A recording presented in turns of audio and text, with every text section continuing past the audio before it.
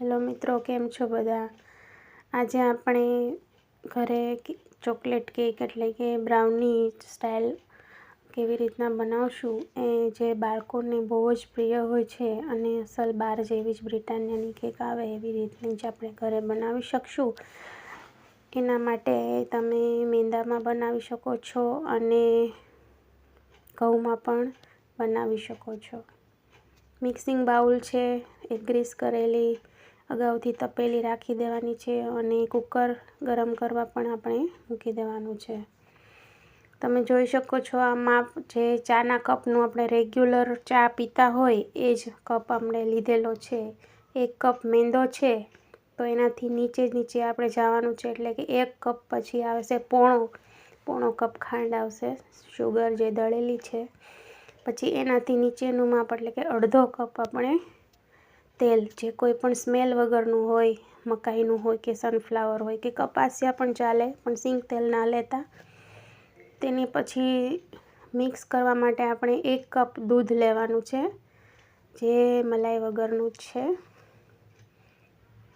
પછી vanilla essence છે, જે ઓપ્શનલ છે, તમારે નાખવું હોય તો નાખી શકો છો, મેં તો નાખ્યું છે. પછી સામે આપણે મસાલામાં જોઈએ તો કોકો પાવડર છે, જે 2 ચમચી લીધેલો છે. પછી આવે છે બેકિંગ પાવડર, જે બજારમાં રેડીમેડ મળે છે, એ 1 ચમચી છે. એનાથી નાનું માપ લેવાનું છે. જે આપણે ભજીયામાં નાખવાનો સોડા આવે છે, બેકિંગ સોડા, જે આપણે ઢોકળામાં અને ભજીયામાં નાખીએ છીએ, એ આ ચમચીનો આગળનો ભાગ થાય એટલું જ લેવાનો છે. સામે કોફી છે ફ્લેવર માટે, એ પણ ચમચીનો આગળનો ભાગ. અને બિલકુલ ભૂલ્યા વગરનું એક ઇન્ગ્રીડિયન્ટ્સ છે, એ છે લીંબુ. અડધું લીંબુ આપણે નાખવાનું જરૂરી બને છે. અને સ્પિંચ મીઠું, જે આપણે રેગ્યુલર દાળ શાકમાં નાખતા હોય એ જ મીઠું આપણે લેવાનું છે.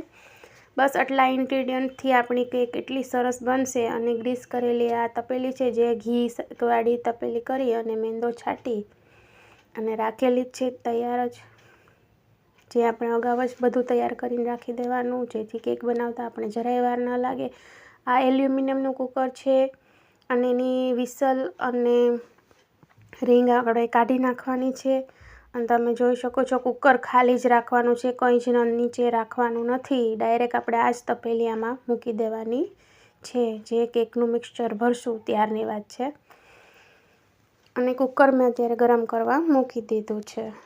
ધીમા ગેસે 15 મિનિટ આપણે મૂકશું. 15 મિનિટ તો નહીં, પણ 5-10 મિનિટમાં જ કુકર ગરમ થઈ જશે. હવે આપણે આપણું કેકનું સામગ્રી બધી મિક્સ કરશું. ઘણા લોકો આમાં મીઠું પણ નાખતા હોય છે કેકને શેકવા માટે, પણ અમે કાંઈ આમાં નાખેલું નથી, ખાલી કુકર જ છે. અને સીધી આપણે એમાં તપેલી જ મૂકવાની છે. તમે જોઈ શકો છો મારો ગેસનો ફ્લેમ કેટલી ધીમી છે. અડધી કલાક આપણે કેકને શેકાવા દેવાની છે અને 15 મિનિટ બંધ કુકર રાખવાનું છે, જોયા વગર. જ્યારે કુકર ઠરે ત્યારે જ આપણે કેક એને બહાર કાઢશું અને પછી પાછી 15 મિનિટ ઠરવા દેવાની છે.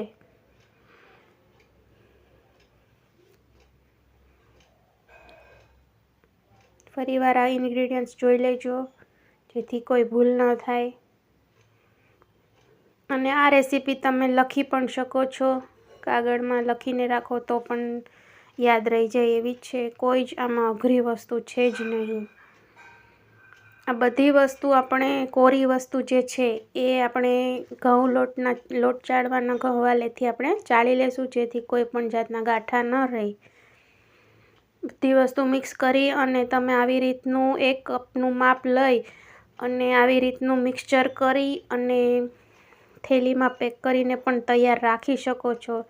જ્યારે તમારે કેક બનાવવી હોય ત્યારે ડાયરેક્ટ આ જ મિક્સચર લઈ લેવાનું અને ડાયરેક્ટ દૂધ નાખી અને એસેન્સ નાખી અને તમે બનાવી શકો છો. આવું મિક્સચર તમે રેડીમેડ બનાવીને પણ રાખી શકો છો, જેથી આપણને કેક બનાવતા વાર ના લાગે. આ સ્મેલ વગરનું તેલ છે જે મેં લીધેલું છે, એ મકાઈનું તેલ છે. આમાં બીજી કોઈ જ વસ્તુ વધારામાં નાખી જ નથી. કોઈ આજે તમને મેં બતાવ્યું છે એ જ માપ મેં આમાં નાખેલું છે.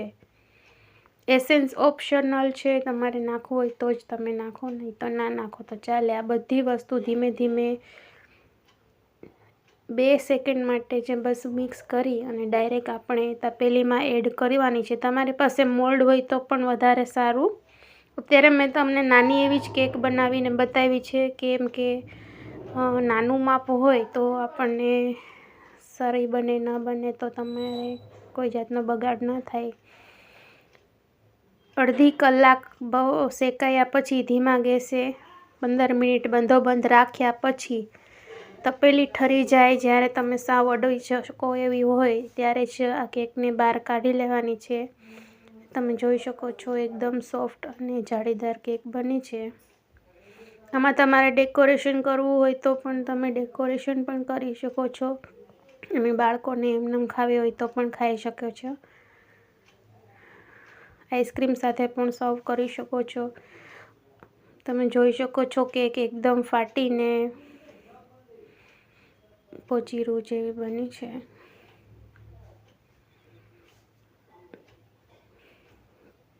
કેકને તમે બાળકોને બ્રિટાનિયાની રીતે પણ ખાઈ શકે છે અને ગરમ પણ ખાઈ શકે છે. તમે જોઈ શકો છો બાળકોને ફેવરિટ છે આ કેક, અને એકદમ છૂટી બની છે. થેન્ક યુ મિત્રો.